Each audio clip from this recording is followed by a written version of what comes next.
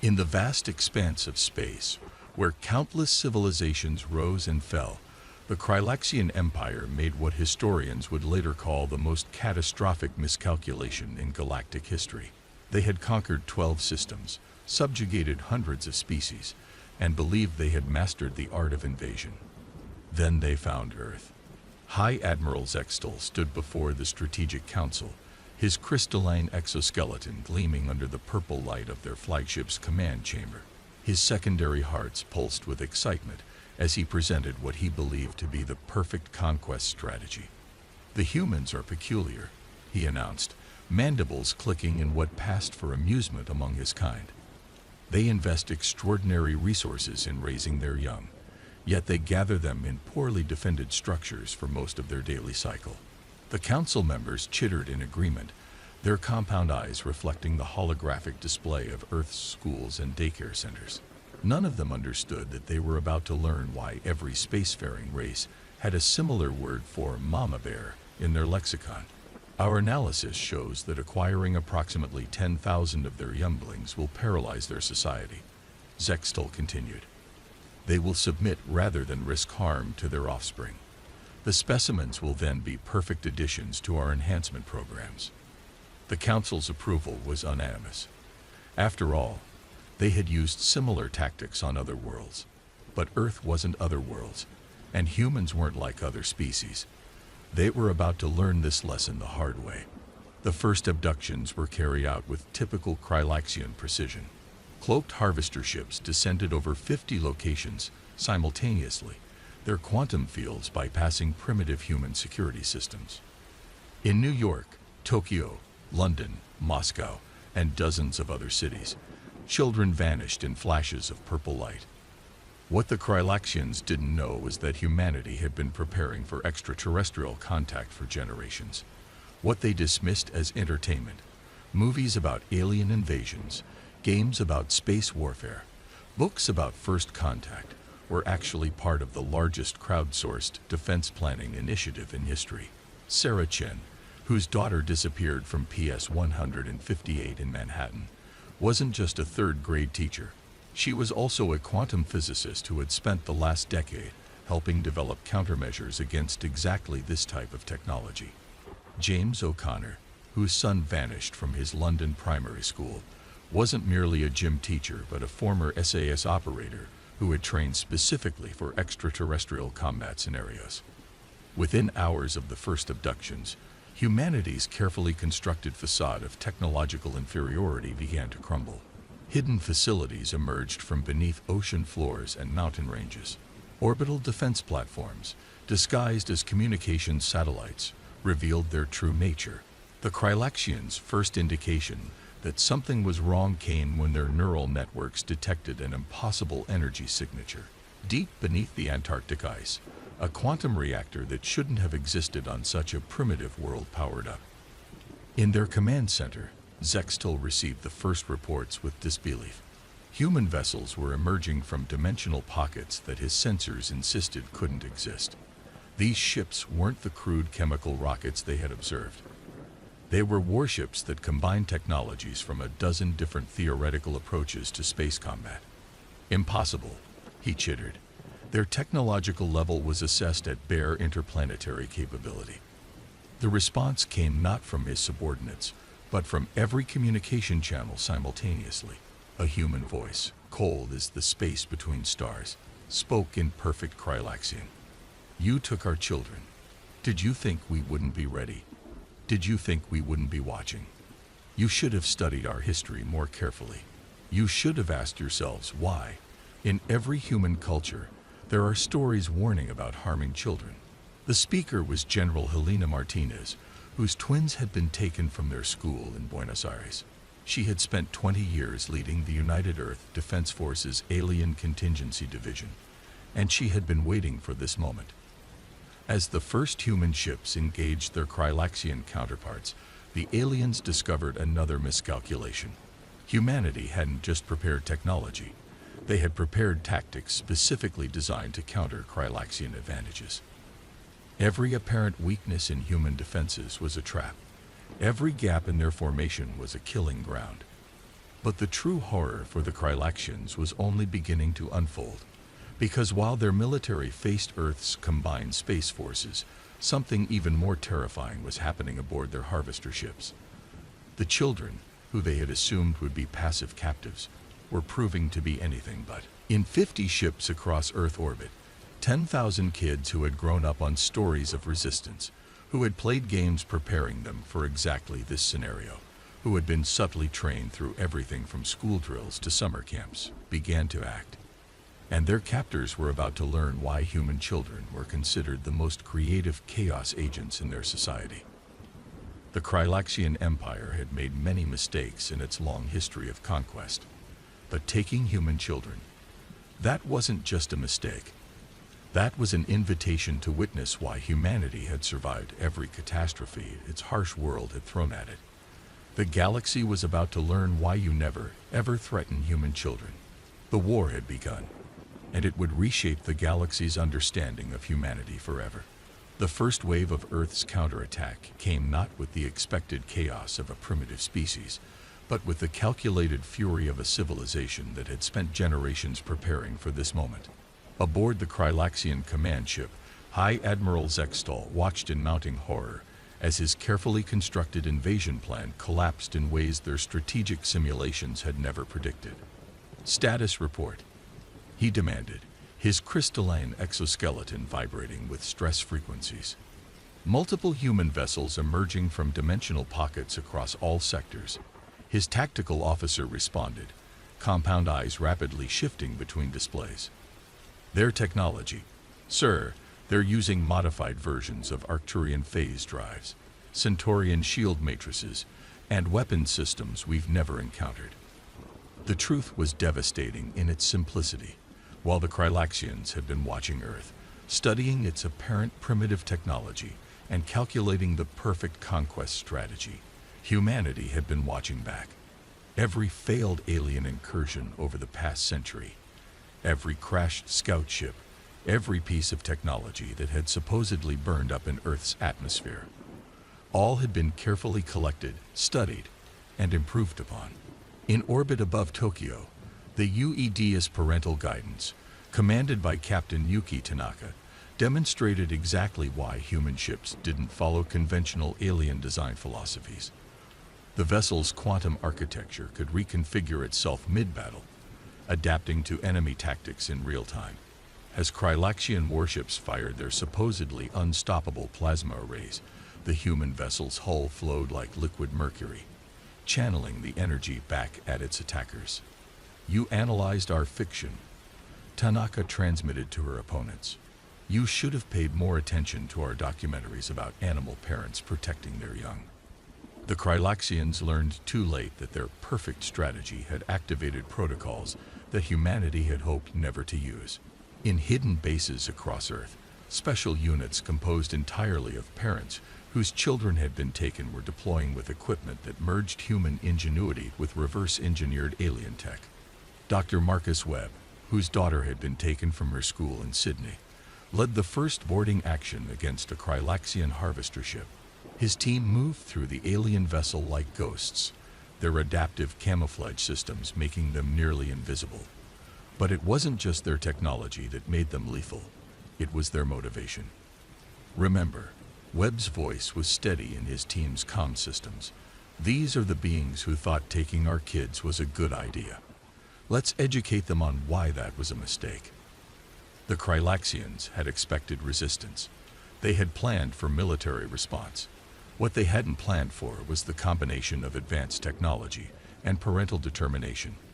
Every human soldier moving through their ships was fighting with the focused intensity that came from knowing their children were somewhere aboard. Meanwhile, in the harvester ship's holding areas, the children were proving to be far from helpless. Years of subtle preparation through education systems worldwide had given them tools their captors never anticipated. 10-year-old Aisha Patel, daughter of a quantum computing specialist, had already figured out how to access the ship's neural network through what the Krylaxians thought was a simple entertainment terminal provided to keep the children docile. "Their security is weird," she explained to her fellow captives, her fingers dancing across the alien interface. but it's basically like the puzzles in Cosmic Defenders 3. You know, that educational game they made us play in computer lab. What the Krylaxians didn't realize was that many of Earth's most popular children's games had been designed by military think tanks, carefully crafting scenarios that would prepare young minds for potential alien encounters. Every puzzle solved, every strategy game won, had been preparation for this moment. In Earth's orbital defense headquarters, General Martinez watched the unfolding chaos with grim satisfaction. The Krylaxians had committed the ultimate tactical error. They had given their opponents nothing left to lose while simultaneously providing them with the most powerful motivation possible. All units, she broadcast. Operation Mama Bear is in full effect. Remember your training, remember your objectives, and remember why we fight. The response was immediate and overwhelming. Human ships began executing maneuvers that the Krylaxians had deemed theoretically impossible. Vessels seemed to phase through solid matter, appearing inside their enemies' shield perimeters. Weapons fired projectiles that didn't so much penetrate Krylaxian hulls as ignore them completely, striking vital systems with surgical precision. But perhaps most terrifying for the invaders was the discovery that humans had developed countermeasures specifically for Krylaxian technology. Their supposedly unbreakable encryption was being bypassed by systems that appeared to have been waiting for exactly this confrontation. Their neural networks were being overwhelmed by attack patterns that exploited weaknesses they hadn't known existed. High Admiral Zextal watched his tactical display with growing dread as more human ships emerged from hiding. They weren't just fighting back. They were executing a coordinated strategy that suggested years of preparation. Each human vessel moved with purpose, herding Krylaxian ships into precisely calculated killing zones. How? He demanded of his analysts. How did they hide all of this? The answer came in the form of a transmission from a human vessel, text only, in perfect Krylaxian script. You thought our entertainment was just stories. You thought our games were just games. You thought our children were just children. You thought wrong. As the battle raged across Earth's orbit, one thing became abundantly clear. Humanity hadn't been surviving on a death world by accident. They hadn't developed their technology in isolation. Every piece of alien tech that had ever reached Earth had been analyzed, improved, and incorporated into their defense plans. The sleeping giant wasn't just awake. It had been awake all along, watching, waiting, and preparing. And now, with their children in danger, humanity was showing the galaxy exactly why Earth had been classified as a death world by the few alien species who had survived encountering its inhabitants. The Krylaxian Empire was about to learn that their perfect invasion plan hadn't just failed. It had awakened something that would reshape the power dynamics of the entire galaxy. And this was only the beginning. The Krylaxian Empire had never encountered anything like the human response to their invasion. As their ships burned in Earth's orbit, a new phase of the conflict began. One that would demonstrate why taking human children wasn't just a tactical error. It was an evolutionary mistake. Commander Diana Rivera, whose son had been taken from his school in Mexico City, led the first successful infiltration of the Krylaxian mothership. Her team moved through the vessel's quantum corridors like wraiths, using technology that made the aliens' advanced sensors worse than useless. Remember, she whispered into her team's neural link, we're not just here for our kids. Intel suggests they've got children from other species. We free them all. What the Krylaxians had never understood was that humanity's apparent technological backwardness had been carefully crafted camouflage. Every human infiltrator wore battle suits that looked like simple tactical gear, but incorporated technology from a dozen different worlds, all improved upon by human engineers who had spent generations preparing for this moment. In the mothership's holding sectors, the alien guards were learning another harsh lesson about their prisoners. The human children weren't just resisting. They were organizing. 12-year-old Marcus Chen, son of a behavioral psychologist, had already established a complex communication network using nothing but hand signals and playground games. They don't understand why we keep playing duck, duck, goose. He explained to a group of bewildered alien children from various species who shared their containment area. They think we're just being silly. They don't realize we're mapping their patrol patterns. The alien children, many of whom had been harvested from other worlds for the Crylaxians' enhancement programs, watched in fascination as their human counterparts demonstrated a kind of resistance they had never imagined possible. Where they had been taught to submit, to accept their fate, the humans treated captivity as a temporary inconvenience to be overcome. Deep in the ship's neural core, Aisha Patel had graduated from accessing entertainment systems to completely rewriting security protocols. She worked with a focus that would have surprised her teachers, who had always complained about her inability to sit still in class. Their whole system is based on crystalline quantum computing. She explained to a small group of technically minded alien children who had gathered around her terminal. But they never considered that someone would try to manipulate it through sonic resonance. Humans figured that out ages ago. Why do you think they made us take those mandatory music classes? The revelation hit the Crylaxian command structure like a quantum torpedo. Earth's entire educational system had been subtly preparing its children for this possibility for generations. Every school drill, every seemingly innocent game, every enrichment program had served a dual purpose. In Earth's orbital command center, General Martinez watched as the next phase of humanity's response unfolded. The infiltration teams weren't just rescuing children.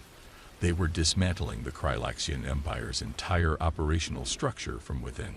Confirmation from Team Echo, her communications officer reported. They've made contact with resistance groups from 12 different species within the Crylaxian enhancement facilities. Apparently, we're not the only ones who don't appreciate them taking our kids. This was where humanity's true strength began to show. While other species had faced the Crylaxians alone, humans immediately began organizing an interspecies alliance. Every freed child, regardless of origin, was protected. Every alien parent who had lost offspring to the enhancement programs was offered support and resources.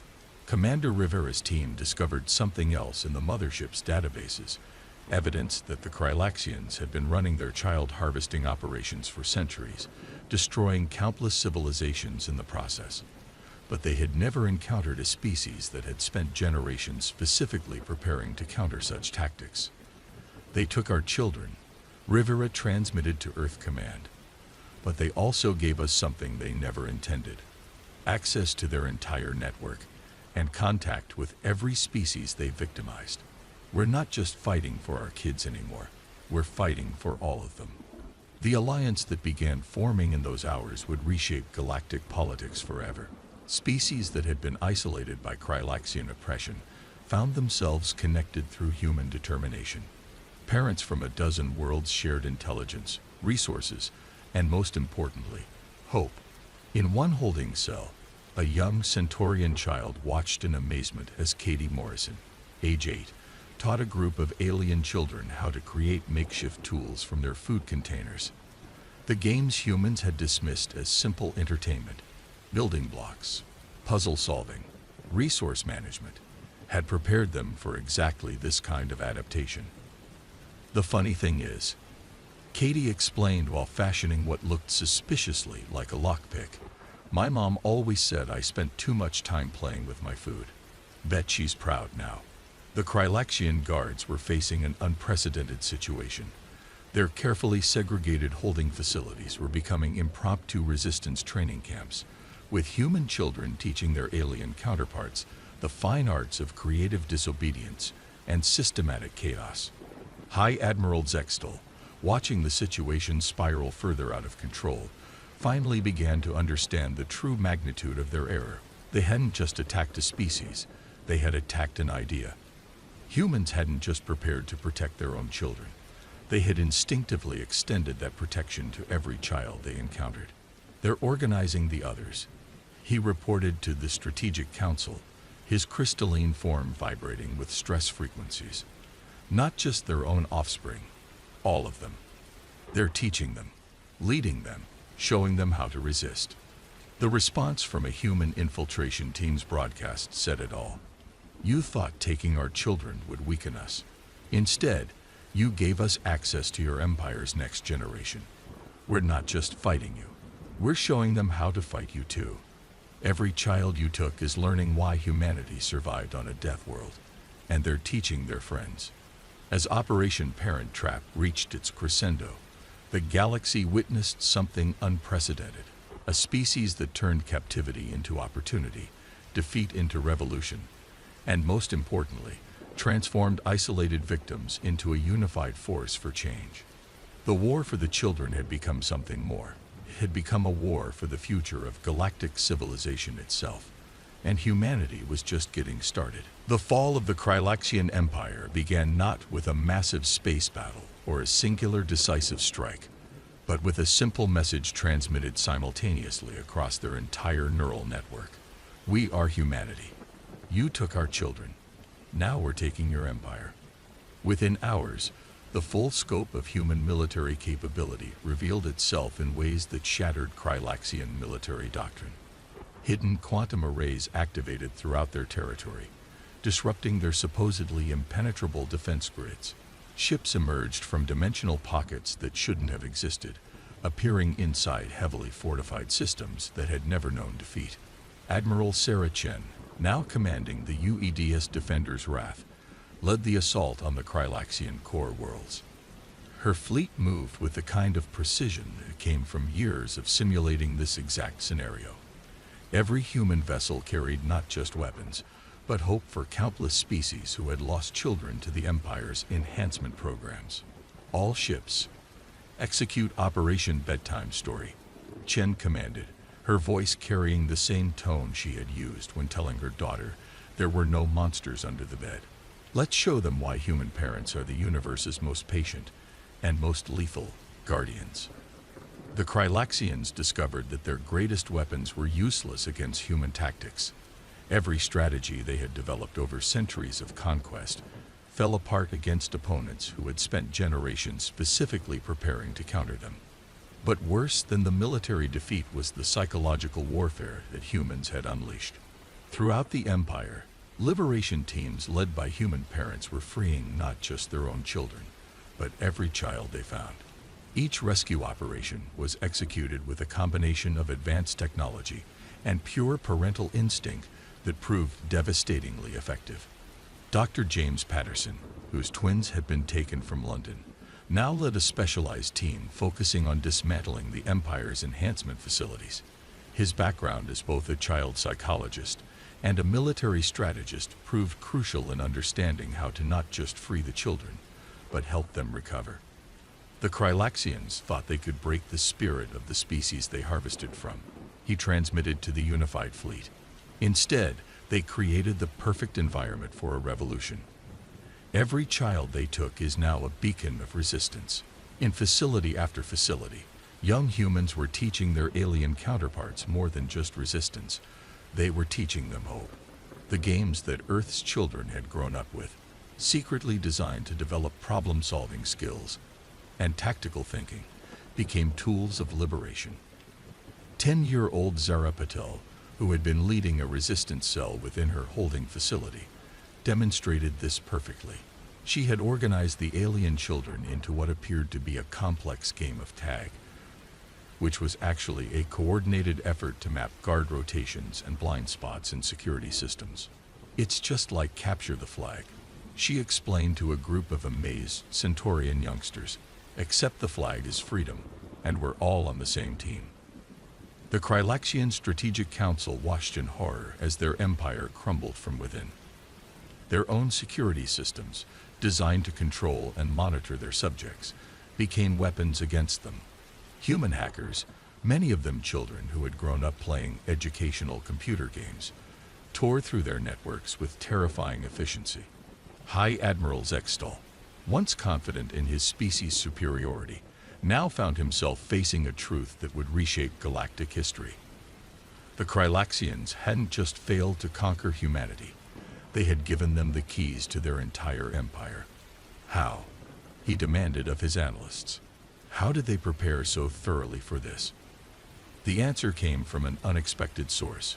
one of the alien children who had been freed by human forces. They told us stories, the young Arcturian said. Stories about never giving up, about protecting the weak, about standing together against bullies. We thought they were just stories. The Crylaxians thought they were just stories. They weren't just stories. Humanity's response to the abduction of their children had become a beacon of hope for species across the galaxy. Every liberation operation demonstrated why Earth had been classified as a death world, not just because of its harsh environment, but because it had produced a species that would stop at nothing to protect not just their own, but any child in need. The final blow to the Crylaxian Empire came not from military might, but from the very children they had sought to exploit. In holding facilities across their territory, young humans had been teaching their alien counterparts more than just resistance tactics. They had been teaching them about unity, about hope, and about the power of standing together. General Martinez, watching the Empire collapse from her command center, understood the true significance of what was happening. They wanted to use our children to break us, she observed. Instead, our children are teaching theirs how to break free. As human forces systematically dismantled the Crylaxian power structure, a new galactic order was already taking shape. Species that had been isolated by the Empire's divide and conquer tactics were connecting, sharing resources and knowledge. Parents from dozens of worlds were forming networks to ensure that no child, regardless of species, would ever again be taken for enhancement. The message spread across the galaxy was clear. Humanity had not just defeated an empire. They had changed the very nature of interstellar civilization. The species that the Crylaxians had dismissed as primitive had proven to be the guardians that the galaxy's children had needed all along. You know what the funny thing is? Commander Rivera transmitted to her fleet as they secured another Crylaxian stronghold. All those stories we told our kids about monsters in the dark and heroes who fight them. We weren't just preparing them for this moment. We were preparing ourselves. The Empire's reckoning wasn't just a military defeat. It was a fundamental shift in how species across the galaxy understood strength. The humans had shown that true power didn't come from technological superiority or military might, but from the unwavering determination to protect those who couldn't protect themselves. The war was entering its final phase, but its impact would echo through the cosmos for generations to come. The galaxy was learning why every human culture had legends about those who dared to harm children, and why those legends always ended the same way. The Crylaxian Empire was falling, and from its ashes, something new was rising. A galactic community united by the most powerful force in the universe, the determination of parents protecting their children. 1 year after the fall of the Crylaxian Empire, the galaxy had changed in ways that even humanity hadn't anticipated. The newly established Galactic Council held its first session not on some distant neutral world, but in a renovated elementary school gymnasium in Geneva. The symbolism wasn't lost on anyone. General Helena Martinez, now serving as Earth's representative to the Council, stood before delegates from over 300 species. Many of them were parents whose children had been freed during what historians were already calling the Children's War. The agenda was simple but profound, ensuring that no species would ever again use children as weapons of war. We gathered here, Martinez began, her voice carrying the weight of shared experience, not just to remember what happened, but to build something new. The Crylaxians thought they could use our children to break us. Instead, they gave us the greatest gift possible, the chance to show the galaxy what humanity truly stands for. The changes that had swept across known space went far beyond military or political realms. The human approach to protecting and nurturing the young had sparked a cultural revolution among spacefaring species. Educational methods that humans had developed over generations were being adapted across the galaxy, blending with local traditions to create something entirely new. Dr. Aisha Patel, now grown and heading the Interspecies Educational Exchange Program, watched as young humans taught alien children the games that had helped them survive captivity, while alien youngsters shared their own wisdom and experiences. The holding cells that had once contained prisoners now served as classrooms, where the next generation learned not just survival, but understanding. The most powerful weapon against tyranny, she explained to a group of visiting educators, isn't technology or military might. It's teaching children to think, to question, and to care for one another, regardless of species. The Crylaxian enhancement facilities had been transformed into rehabilitation centers, where children from all species could heal and learn together. The very systems designed to break their spirit now served to strengthen bonds between civilizations. Young humans who had led resistance cells during their captivity now worked alongside alien peers to develop new ways of protecting the vulnerable. Sarah Chen's daughter Maya, who had organized one of the most successful child resistance groups during the war, now led workshops teaching both children and adults how to recognize and counter oppression. The funny thing is, she often said, everything we used to survive, the games, the stories, the way we worked together, it wasn't just about resistance, it was about hope. The technological advances that humanity had revealed during the conflict were now being shared openly, but with careful oversight. The Galactic Children's Rights Council, established in the wake of the war, ensured that no technology would ever again be used to exploit the young of any species. Commander Rivera, who had led some of the most daring rescue operations during the war, now headed the Interstellar Child Protection Force. Under her leadership, ships that had once carried weapons now transported teachers, doctors, and child development specialists to worlds recovering from generations of Crylaxian influence. We learned something fundamental during the war, Rivera told a graduating class of mixed species protection officers. The strength of a civilization isn't measured by its ability to take children from others, but by its commitment to protecting all children, regardless of origin. The former Crylaxian worlds themselves had undergone the most dramatic transformation. Their own young, freed from the rigid enhancement programs that had shaped their society for millennia, were learning new ways of existing in the galaxy. Human families had opened their homes to Crylaxian children orphaned by the war, demonstrating that the protection they offered extended even to the children of their former enemies. High Admiral Zextal, now serving a life sentence, watched from his rehabilitation center as human children played with young Crylaxians in what had once been his command center's courtyard.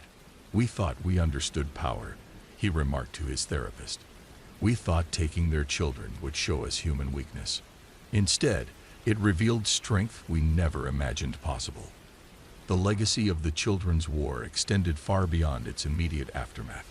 Species that had once viewed each other with suspicion or hostility found common ground in their shared commitment to protecting the young. The human concept of "it takes a village to raise a child" had expanded to encompass entire star systems. New technologies emerged from the collaboration between species, not for warfare, but for protection and nurturing. The quantum networks that had once coordinated military operations now connected children across the galaxy, allowing them to learn from and understand each other in ways their ancestors could never have imagined. Perhaps most significantly, the galaxy had gained a new understanding of humanity. They weren't just the species that had defeated the Crylaxian Empire. They were the ones who had shown that true strength lay not in the ability to take children, but in the unwavering commitment to protect them. As the first-year anniversary of the war's end approached, a new monument was unveiled in orbit around Earth. It wasn't a celebration of military victory or technological superiority. Instead, it was a simple holographic projection visible from space. Children from every known species, playing together among the stars. The inscription, written in every known language, read, "To all the children of the galaxy, past, present, and future, may you grow in peace, learn in freedom, and know that you will always be protected. For in protecting you, we protect our future." The Children's War had ended, but its true victory wasn't in defeating an empire. It was in creating a galaxy where children of all species could grow up without fear, where the strength of civilization was measured not by its ability to conquer, but by its commitment to nurture and protect. And somewhere in the vast expanse of space, other empires and other powers took note. Earth was no longer just classified as a death world. It had become something far more significant, the world that had taught the galaxy how to truly care for its children.